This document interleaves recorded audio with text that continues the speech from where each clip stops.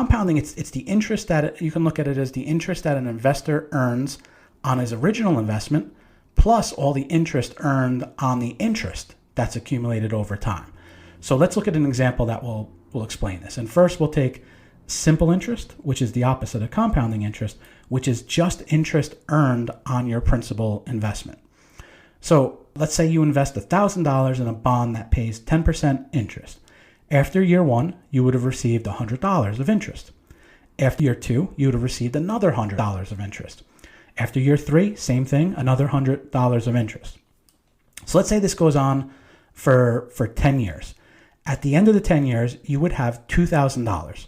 So you would have your initial $1,000 plus 10 years of interest each year, getting you $100 of interest.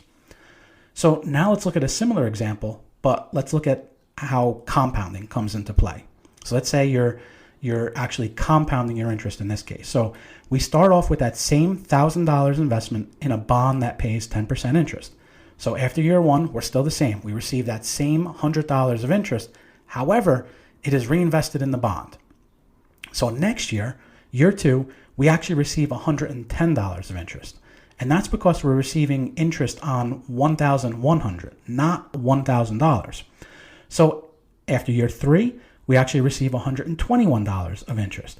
And if we do the same as the example above and we do it for 10 years, at the end of 10 years, we would have received $2,593. And that's your $1,000 initial investment plus the additional $1,593 of interest that accumulated over that time.